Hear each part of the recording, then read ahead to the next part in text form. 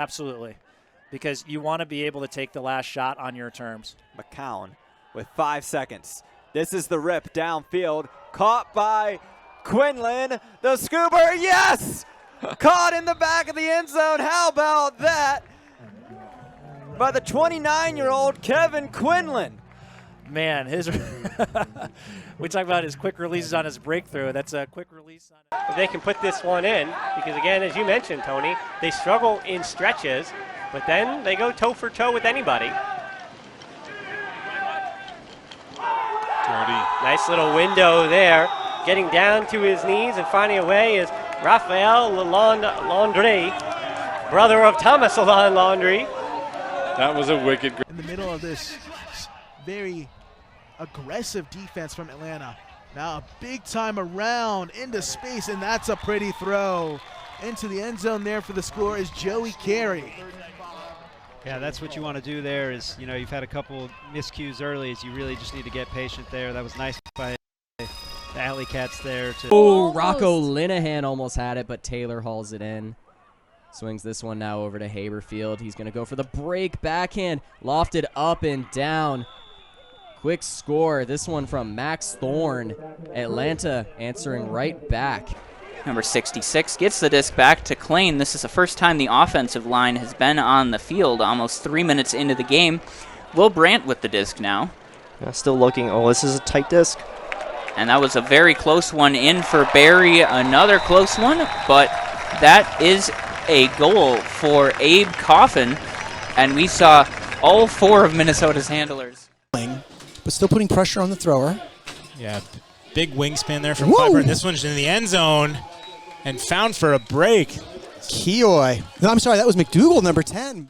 Gross, who thought about a forehand to the far side of the field. Vandy Mortel lays out, but Carpenter makes the grab.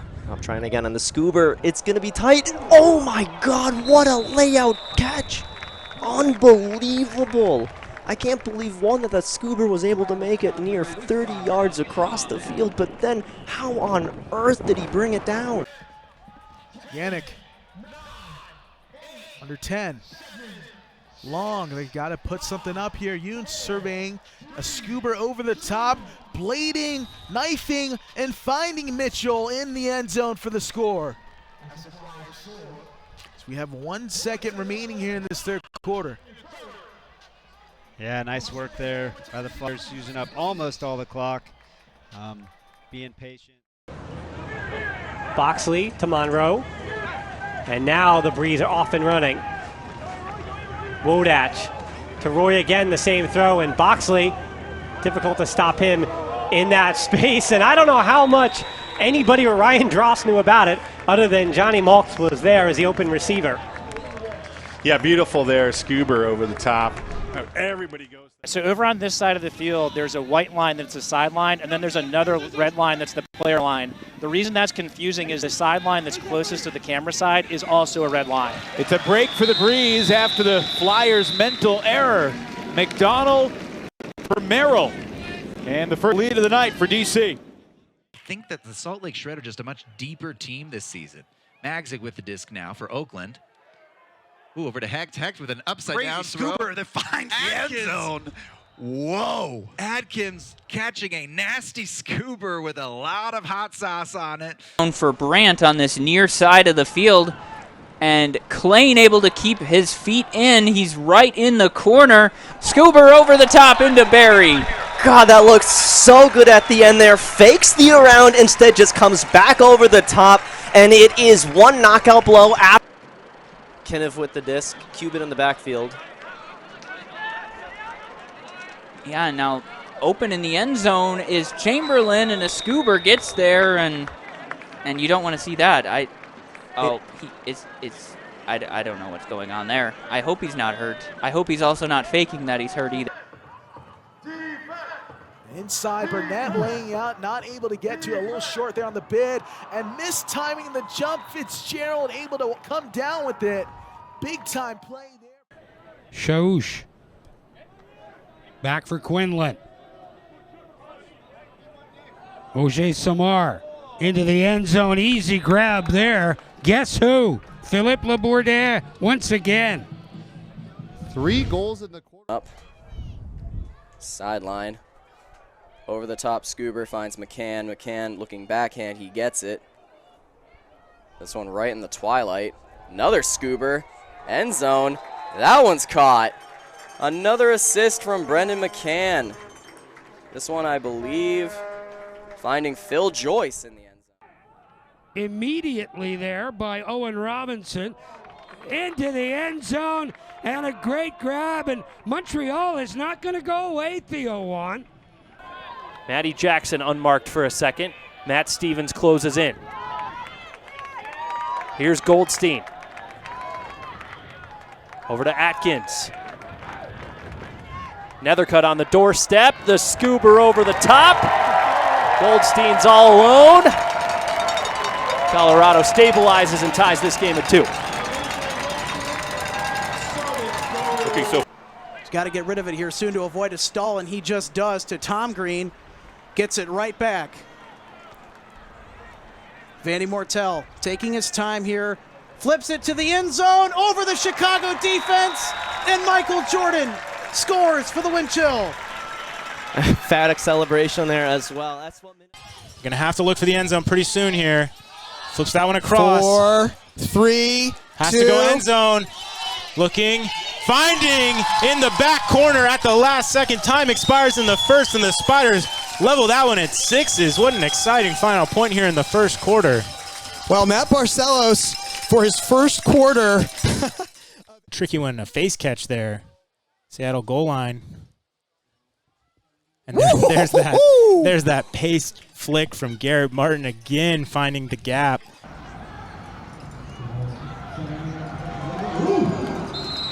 Back to Goldstein, who's been more assertive tonight, Ian. I think you've seen kind of what you've wanted to see from Sam Goldstein tonight. Yeah, I think he's played the role of second fiddle to Nethercutt quite well. Done what's asked of him. Difficult throw, and it works. What a beauty. There was not a big window at all, and Nethercutt squeezed it through the tight available space for Feiner. And not only that, that throw was into the teeth of the wind. We've seen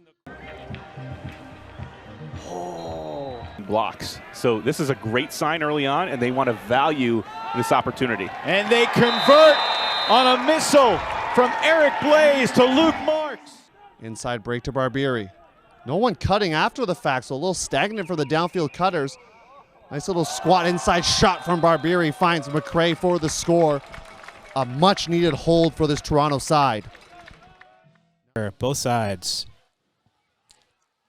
Looks like flick mark here. Lose the force. That And a was round strong. break. Oh my. That was beautiful. Wow.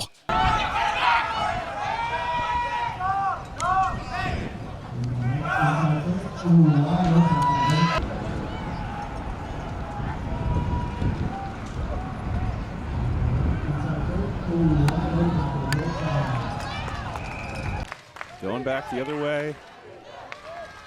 Kerr to the end zone for the tying goal. Jace Dunabile has it, despite the insane bid from Noah Hansen, who was millimeters away from horizontal happiness. So that's going to be Jackson Potts. So on Ben Dameron, he contacted Jackson Potts on the throw, so he gets one shot.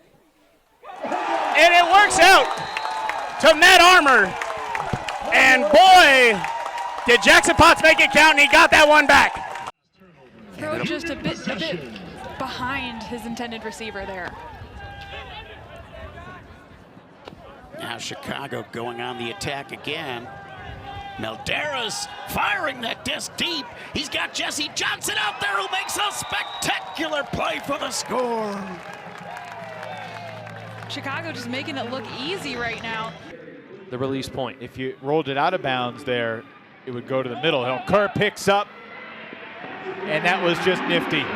Blading it with the perfect angle and direction for Jace Dunabile. Possession for Indianapolis, and Gross gets it up.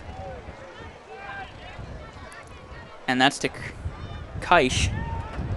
And he's makes a great forehand into the back corner of the end zone.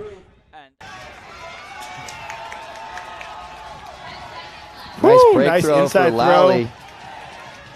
Dunn shoots to the corner. To Milardovich with the big goal! 2.2 seconds remain, and the crowd has come alive. That was huge.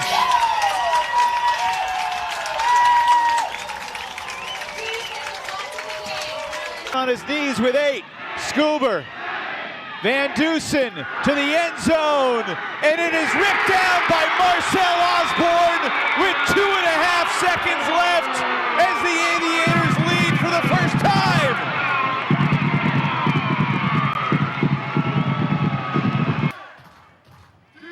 Back around here to Fitzgerald. Fitzgerald needing help, trying to point out in traffic, has to put it up. Around there in the end zone, and that is the dagger and the game winner. Austin wins it all 21-20 and advances to championship weekend for the first time here in franchise history. In 2021, lost a double OT heartbreaker and then got their scrumptious revenge in the playoffs a couple weeks later. White squeezes it through for Long. And it's a Flyers goal with 23 seconds left in the first quarter, excuse me.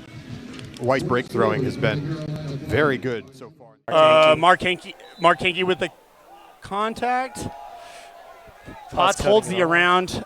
Oh, that's a tough one. Oh, Joe White bobbles, then throws, and a beautiful break. Gets the score with 16 seconds. All right. Now a dainty vert stack with a cut from Jack Williams out of the front of it. Williams, that inside break flick, as pretty as you like, into Osgar. I feel like Tricia, they've practiced that in the past. Against DC, clock stops, just under a minute left in the half. Williams, Holland throwing his body around, and that throw finds the open man, and it's Elliot Chartok who whiffs on the kick spike, but he didn't get penalized for that. His brother Oliver finds Ben Yacht. I mean, look, DC's defensive pressure is not bad, and yet New York just continues to slice and dice this great DC defense as if it's nothing. It seems like everybody gets their turn, right? Charles Weinberg had his point. This certainly is Elliot Chartok's point. The one you look back and say,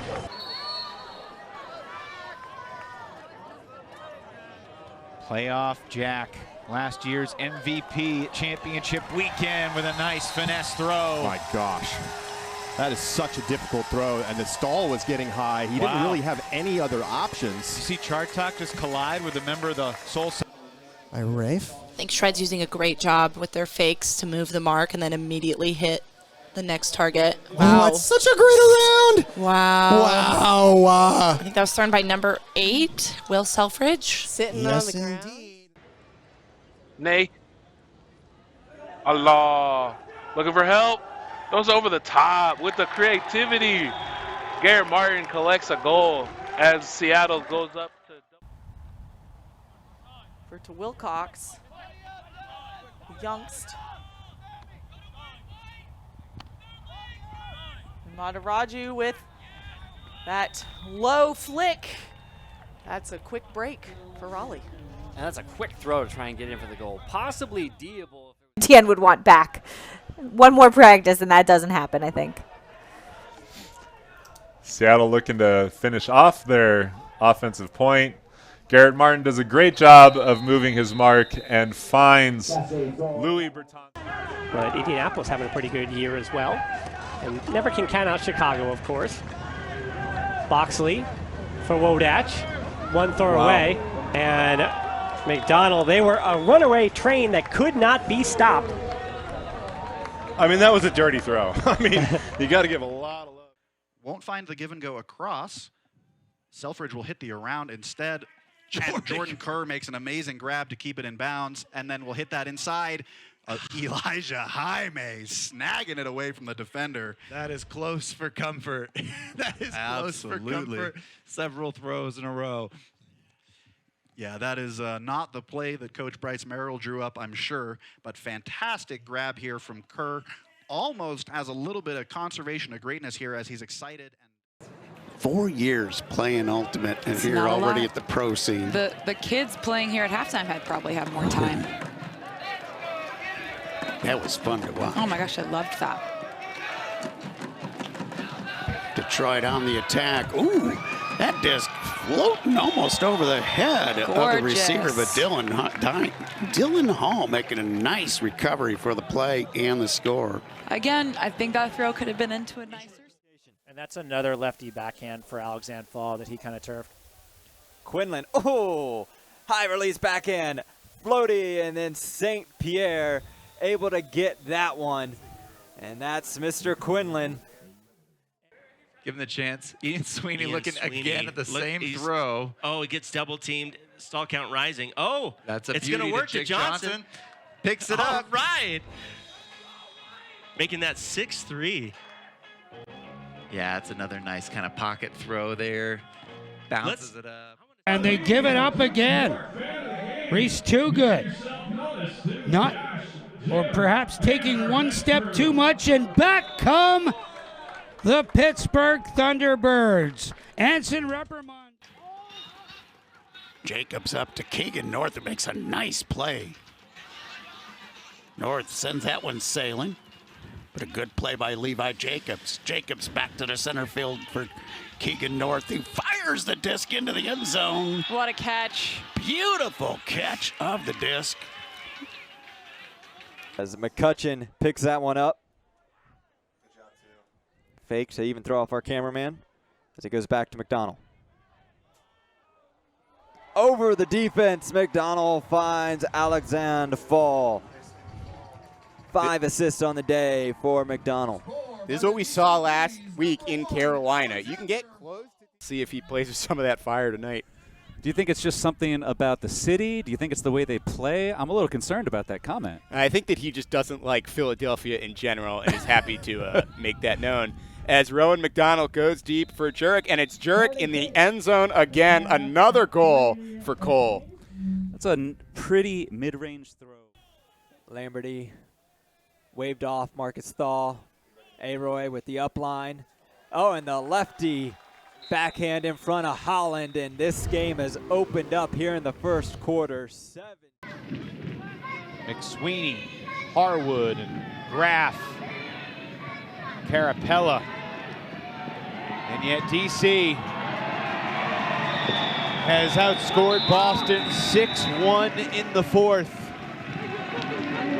It's a 7-1 run dating back to the final possession of the third when this was just a 1-goal game. They get broke, that being the first line of that zone. Wow. Troy Holland. Yep, up over the top. Call that the elevator back in the day. And Holland into Ja for the break. They bring it back to 1 with 2:15 left to go in the half. That's got to feel good for Musha Ja. Baited into that deep shot to Rafis that was kind of eaten up by Big Jeff Babbitt. Here as Boston now with the time dwindling up 9-7 here. They'll work this one up quickly. They're going to have to get this one off quickly from Quinlan. Sailing, and he does get it. And they'll call it a goal, and that is how the first quarter will end. So Boston will take a 1-goal lead here heading into the second, up 9.